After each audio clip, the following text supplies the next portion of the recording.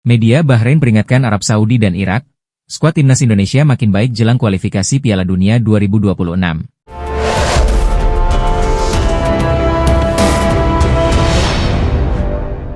Media Bahrain, Al-Nahwat Sport memberikan peringatan kepada timnas Arab dan Irak. Media tersebut menyebut skuad Garuda makin kuat dengan hadirnya beberapa pemain naturalisasi baru. Al-Nahwat Sport mengungkapkan sebenarnya tidak ada hal yang terlalu istimewa dari timnas Indonesia. Tapi media Bahrain tersebut mengakui visi permainan anak asuh Patrick Kluivert semakin oke sehingga mampu mengejutkan banyak orang. Sebenarnya tidak ada yang spesial, namun kedatangan pemain Eropa di skuad Indonesia membuat visi permainan menjadi baik, tulis Al-Nahwat Sport. Jadi, Arab Saudi dan Irak harus waspada karena Indonesia tentu akan bermain sebaik mungkin demi mendapat poin penuh, lanjutnya. Al-Nahwat juga mengakui komposisi kekuatan Jai Itzes dan kolega terus menuju yang terbaik. Hal ini tentu menjadi modal bagus untuk bisa berjuang meraih poin penuh di round 4. Jadi yang bisa saya simpulkan, secara keseluruhan komposisi kualitas para pemain Indonesia terus menuju ke sempurna. Demikian pula performa pertandingan, lanjutnya. Terkhusus Federasi Sepak Bola Indonesia terus mencari para pemainnya yang bermain di Eropa untuk memperkuat timnas Indonesia, tegasnya. Ada pengumuman spesial sebelum duel timnas U23 Indonesia versus Vietnam di final ASEAN Cup U23 2025. Timnas U23 Indonesia versus Vietnam bakal digelar pada Selasa, 29 Juli 2025, di Stadion Utama Gelora Bung Karno, Jakarta. Duel ini dipastikan bakal menggunakan video assistant referee. Kabar ini datang dari akun Instagram dari ASEAN Football. AFF menulis bahwa penggunaan VAR digunakan untuk membantu wasit dalam bertugas di laga krusial. Selain itu, wasit akan terbantu saat situasi-situasi sensitif di lapangan. VAR memang belum digunakan sebelum partai puncak. Tanpa kehadiran VAR, beberapa pertandingan diwarnai dengan tackle-tackle kasar. Para pemain timnas U23 Indonesia sering mengalami tackle-tackle kasar dari lawan. Sayang, tindakan kasar lawan itu membuat banyak pemain Garuda Muda bertumbangan. Ada 3 pemain timnas U23 Indonesia yang sudah mengalami cedera sepanjang turnamen. Kapten timnas U23 Indonesia, Kadek Arel Priyatna, mengakui bahwa lawan skuad Garuda di final ASEAN Cup U23 2025 tak akan mudah. Timnas U23 Indonesia telah memastikan lolos ke final sesuai menghajar Thailand 7-6 dalam adu penalti di semifinal ASEAN Cup U23 2025. Kadek Arel dan kawan-kawan dipastikan dalam laga final ini akan menghadapi Vietnam. Tim berjuluk The Golden Star Warriors tersebut telah lebih dulu memastikan tiket final sesuai mengalahkan Filipina 2-1. Pertandingan final pun bakal berlangsung di Stadion Utama Gelora Bung Karno, Jakarta, pada Selasa, 29 Juli 2025. Setelah memastikan lolos ke semifinal, tentu saja tim harus mempersiapkan diri dengan baik. Kadek Arel pun mengakui tim Merah Putih harus melakukan evaluasi sebelum lawan Vietnam. Ia mengakui tim asuhan Gerald Vandenburg ini masih memiliki kekurangan yakni soal penyelesaian akhir. Untuk itu, ia menilai bahwa tim harus bisa lebih baik dalam laga final nantinya. Oleh karena itu, Kapten Timnas U23 Indonesia mengaku bahwa ini harus diperbaiki nantinya. Terakhir tentang Vietnam, calon lawan. Tentu lawan yang kuat dan kita harus bekerja keras dan semoga bisa menjadi susah payah juga lawan Filipina. Iya. Gimana? Ya pasti kita menonton dulu videonya, nanti kita evaluasi dan bareng-bareng sama coach. Thank you. Ketua Umum PSSI, Erick Thohir, optimis Timnas U23 Indonesia siap ladeni permainan keras Vietnam. Kedua tim akan bertarung pada babak final ASEAN Cup U23 2025, Selasa, 29 Juli 2025. Dari rekor pertemuan kedua tim, laga selalu berjalan ketat karena rivalitas dua kekuatan Asia Tenggara tersebut. Hal ini yang kadang membuat pertandingan berjalan keras karena semua pemain ingin membawa kemenangan. Kondisi tersebut juga terjadi pada final pada tahun 2023 lalu. Erick Thohir menyadari bahwa Vietnam berpeluang kembali bermain keras. Ini yang membuat Garuda Muda harus waspada karena mereka mengincar kemenangan. Perlu persiapan yang matang terutama dari aspek mental untuk pertemuan di partai final nanti. Final Piala AFF U23 dan cederanya penyerang timnas sepak bola Indonesia U23, Jens Raven, mendorong PSSI untuk mempercepat proses naturalisasi pemain keturunan Indonesia, Mauro Zijlstra. Penyerang berusia 20 tahun itu saat ini bermain untuk klub Belanda, FC Volendam. Ketua Umum PSSI Erick Thohir mengatakan bahwa proses naturalisasi Mauro berjalan lancar. Berkas naturalisasi pemain kelahiran Belanda tersebut segera diserahkan ke DPR untuk tahapan selanjutnya. Mauro sekarang sudah ada, tentu prosesnya sedang berjalan. Umurnya 20 tahun, Dan dalam sepak bola modern, tapi jangan terburu-buru, dia main dulu di U23. Siapa tahu bagus, kata Erick Thohir dikutip dari Metro Pagi. Erick menyebut Mauro memiliki potensi besar untuk berkembang, namun PSSI tidak ingin langsung memproyeksikannya ke timnas senior. Ia berharap Mauro bisa membuktikan diri terlebih dahulu di level U23 setelah proses naturalisasinya rampung. Sekarang sedang prosesnya dari pemerintah ke DPR, kita tunggu, ujar Erick. Dengan dipercepatnya proses naturalisasi Mauro, PSSI berharap bisa menambah kedalaman skuad timnas Indonesia di sektor penyerang. Hal itu, baik di level usia maupun senior di masa depan.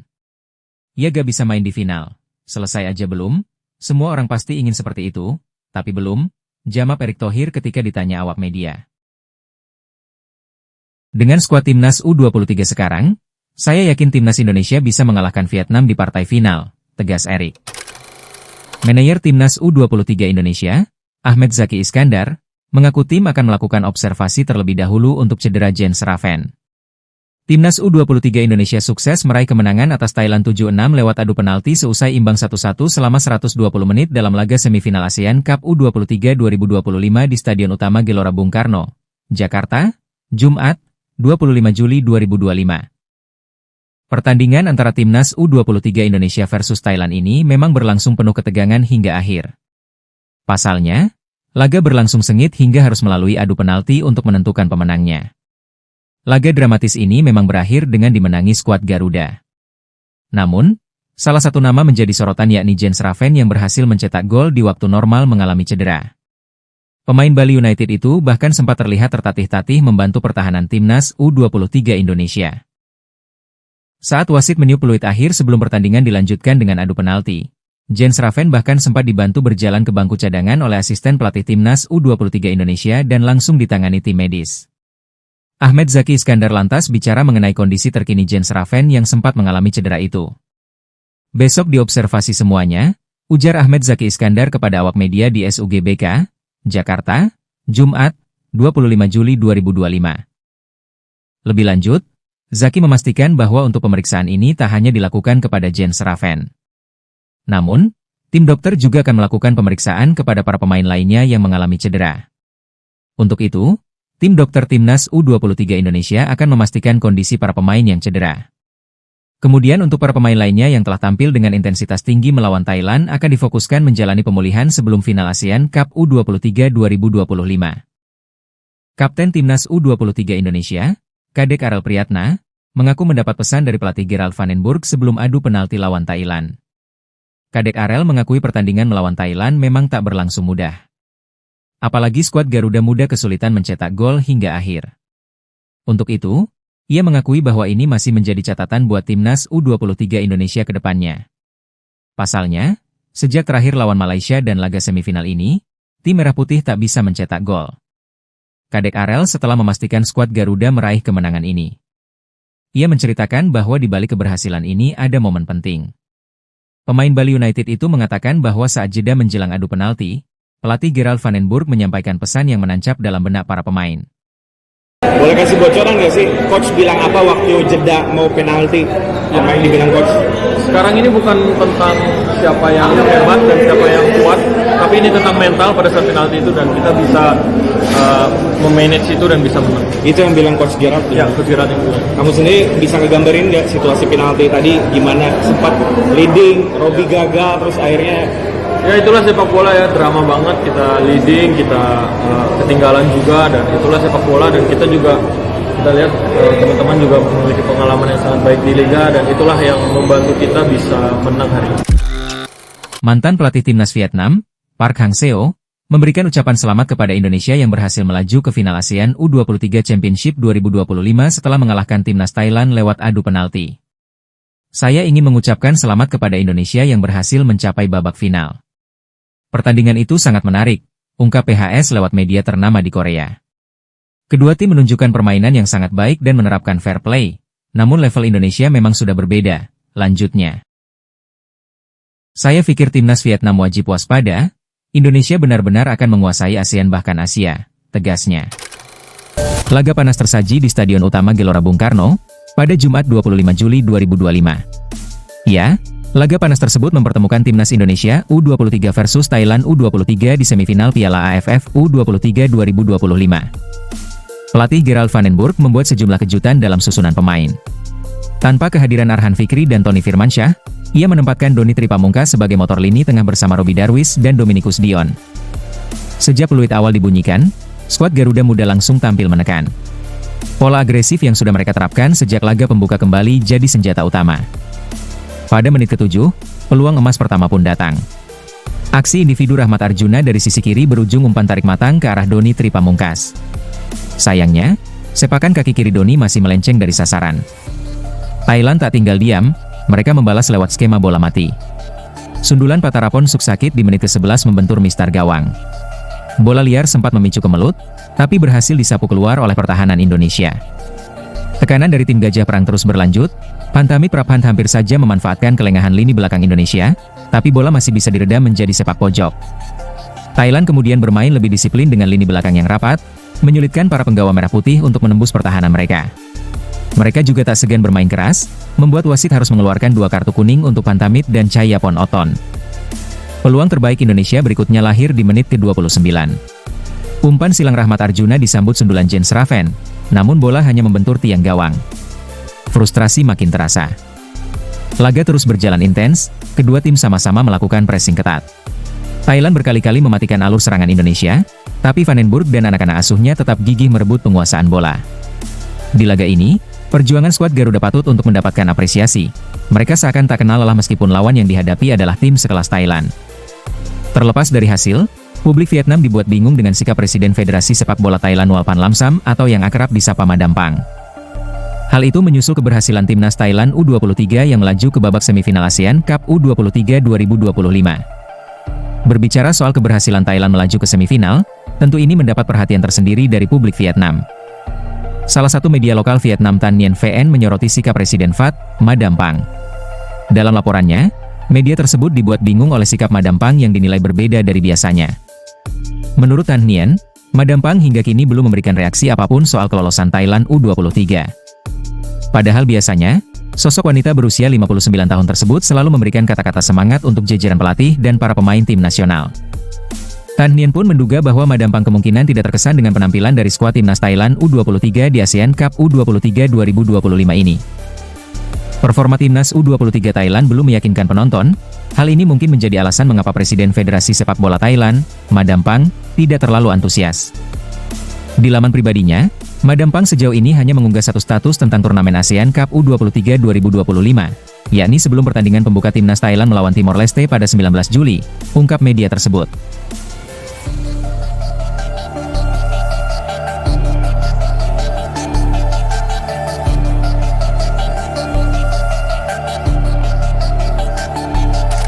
PSSI dikabarkan tengah berupaya keras mendatangkan pemain keturunan yang kini bermain di FC Utrecht, Miliano Jonathans untuk perkuat timnas Indonesia di putaran 4 kualifikasi Piala Dunia 2026 zona Asia. Kabar ini dilaporkan oleh jurnalis Belanda, Dendens, yang menyebut bahwa Miliano Jonathans sebagai target utama untuk skuad asuhan Patrick Kluivert. Sebelumnya Ketua Umum PSSI juga telah mengkonfirmasi bahwa pihaknya akan menambah 2 amunisi baru pemain diaspora untuk skuad Garuda berposisi striker. Hal ini menyusul setelah kabar insiden cederanya Ola Romeni yang berpotensi absen membela timnas di putaran 4. Namun saat itu, Erick Thohir masih merahasiakan siapa calon pemain naturalisasi yang akan mempertajam lini depan timnas tersebut. Nama Miliano Jonathans memang sudah lama santer dikaitkan dengan timnas Indonesia. Miliano juga jadi nama yang paling dijagokan serta mencuat sebagai kandidat utama sebagai amunisi di putaran 4. Kini kabar dari jurnalis Belanda menyebutkan bahwa Miliano Jonathans sudah masuk radar PSSI dan menjadi target utama untuk timnas. Indonesia juga berusaha memikat Miliano Jonathans untuk berkarier di tim nasional di Asia. Negara yang ambisius ini melakukan segala cara untuk mengikat penyerang FC Utrecht tersebut dan menganggapnya sebagai target utama untuk tim yang dilatih oleh Patrick Kluivert, ungkap Denie. Ia mengungkapkan bahwa saat ini PSSI tengah berdiskusi intens dengan pihak Jonathans untuk membicarakan potensi karir internasional sang pemain bersama Indonesia. Diskusi saat ini sedang berlangsung antara Jonathans dan perwakilannya mengenai potensi karir internasional bagi Indonesia. Negara Asia tersebut berupaya semaksimal mungkin untuk mengamankan talenta berbakat tersebut dan menganggapnya sebagai tambahan berharga bagi lini serang mereka. Jonathans yang berusia 21 tahun belum menentukan keputusannya dan, Selama ia tidak memainkan pertandingan internasional resmi, masih memenuhi syarat untuk memperkuat tim nasional Belanda, Jong Oranje, lanjut Denie. Sejauh ini, Miliano Jonathans memang belum pernah bermain di timnas Belanda. Itu artinya peluang Indonesia untuk mendapatkan jasa pemain keturunan ini masih terbuka lebar, karena Miliano eligible untuk membela timnas Garuda. Miliano Jonathans diketahui memiliki keturunan Indonesia dari sang nenek yang merupakan ibu dari ayahnya berasal dari Depok, Jawa Barat. Saat ini ia baru berusia 21 tahun, dan direkrut oleh FC Utrecht pada Januari 2025 dengan kontrak hingga 2028. Jika PSSI berhasil mendatangkan pemain muda ini, Miliano Jonathans akan menjadi bagian dari strategi Patrick Kluivert. Ia akan jadi amunisi baru di putaran 4 untuk menambah ketajaman di lini serang timnas. Jelang ronde 4 kualifikasi Piala Dunia 2026 zona Asia, ini hal penting yang harus dipersiapkan timnas Indonesia. Ex-gelandang timnas Indonesia, Firman Utina, memberikan pesan pada skuad Garuda yang akan terjun di ronde keempat kualifikasi Piala Dunia 2026 zona Asia. Lawan yang bakal dihadapi timnas Indonesia pada putaran keempat grup B kualifikasi Piala Dunia 2026 zona Asia memang tidak enteng. Anak asuh Patrick Kluivert tersebut bakal berduel lawan timnas Arab Saudi dan timnas Irak. Mantan pemain timnas Indonesia, Firman Utina, berharap skuad Garuda bisa menyiapkan mentalitas yang tangguh untuk bisa bersaing menghadapi Arab Saudi dan Irak pada putaran keempat. Tak hanya itu, performa para pemain juga diharapkan bisa dijaga sesuai dengan standar. Bagi para pemain keturunan yang kini mulai merumput di Indonesia, mereka harus bisa mencapai performa terbaiknya di level klub. Kita tentu harus siap untuk menjaga mentalitas kita terlebih dahulu. Selain itu, kita juga jangan menurunkan standar kualitas pemain-pemain kita, baik itu yang lokal maupun naturalisasi, ujar Firman Utina dalam kanal YouTube Giba Sports. Jangan sampai, pemain-pemain naturalisasi yang kini bermain di Liga Indonesia itu jadi alasan jika performa timnas menurun. Jangan sampai itu menjadi alasan karena pemain berkompetisi di sini, tambahnya. Selain itu, mantan gelandang andalan tim Garuda yang telah mengoleksi 5 gol dari 66 caps internasionalnya itu juga mengingatkan soal kualitas Arab Saudi dan Irak yang harus benar-benar diantisipasi. Saya tetap percaya dengan tim nasional kita. Tetapi saya juga harus jujur mengatakan timnas harus lebih berhati-hati. Sebab, tim-tim dari negara Arab sekarang ini membangun timnya juga tidak asal-asalan, ujar dia. Kualitasnya Irak, walaupun kita lihat ada banyak kejadian di sana, tetapi performa mereka tetap luar biasa. Begitu juga dengan Qatar. Jadi, berat bagi timnas Indonesia kalau kita hanya melihat tim nasionalnya kita, imbuhnya. Selain itu, Firman Utina juga menekankan soal pengalaman negara-negara lawan, terutama Arab Saudi. Sebab mereka sudah sering berpartisipasi di Piala Dunia. Ini tentu menjadi modal tersendiri.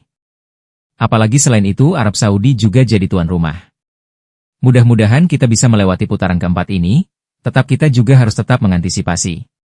Karena tim-tim lawan ini sudah siap dan berpengalaman untuk bermain di kancah Piala Dunia, seru Firman Utina. Pelatih timnas Indonesia, Patrick Kluivert akan bergerak cepat mengajukan sejumlah nama pemain untuk dinaturalisasi demi bisa perkuat timnas Indonesia di round 4. Hal itu diketahui melalui Instagram Sekjen PSSI, Arya Sinulinga, pada Rabu 23 Juli 2025. Dalam postingan Arya Sinulinga, ia menyatakan Patrick Kluivert sudah menyodorkan nama-nama pemain untuk dinaturalisasi. Arya Sinulinga mengatakan soal pemain naturalisasi terus menjadi poin penting dalam tubuh skuad timnas Indonesia. Salah satu yang menjadi agenda pembahasan kami adalah tambahan pemain diaspora. Pelatih timnas telah memfinalkan nama-nama calon pemain naturalisasi berdasarkan perkembangan terakhir, kata Arya Sinulinga dilansir dari Instagram. Pria berkacamata itu mengatakan menyambut baik permintaan pelatih asal Belanda itu. Oleh sebab itu, pihaknya akan bergerak cepat untuk proses pemain naturalisasi. Ketum PSSI pun mendukung penuh dan telah menyetujui. Sejalan dengan hal itu, kita semua akan bekerja sama dengan seluruh elemen yang terlibat, agar semua proses berjalan dengan cepat, ujarnya. Arya mengatakan PSSI akan langsung memantau nama-nama pemain tersebut, jika Patrick Kluivert sudah memberikan rekomendasi. Tak kalah penting, delegasi juga akan memantau langsung pertandingan serta latihan mereka. Itu guna memastikan kualitas para calon pemain sesuai dengan standar yang dikehendaki Patrick Kluivert, katanya. Semua ini adalah bagian dari upaya kami bersama membuat timnas Indonesia lebih kompetitif dan mengharumkan nama bangsa di ajang internasional seperti kualifikasi Piala Dunia 2026, lanjutannya. Pemain yang disodorkan pun cukup mengejutkan. Semua pemain inti di klubnya, Eropa, ya bisa dibilang grade A+, tandasnya. Sebelumnya PSSI mengkonfirmasi Mauro Zijlstra dan 2 pemain lainnya sedang dalam tahap proses naturalisasi. Kami sedang mendorong beberapa tambahan. Seperti apa? Saya belum bisa ngomong. Tapi ada 2 tambahan yang kami sedang seriuskan, kata Ketum PSSI Erick Thohir kepada wartawan, Jumat, 18 Juli 2025. Dan sepertinya tadi malam, Kamis, 17 Juli, dua-duanya sudah berkomitmen untuk bergabung. Ya pemain depan. Kalau bek tengah, kanan, kiri sudah banyak, ya jadi pemain depan lah, ujarnya menambahkan. Nah dia, Mauro, umurnya 20 tahun, tapi di sepak bola modern, Lamine Yamal saja masih muda bisa bagus. Tapi jangan terburu-buru, biarkan dia main dulu di U23, siapa tahu bagus, ucapnya.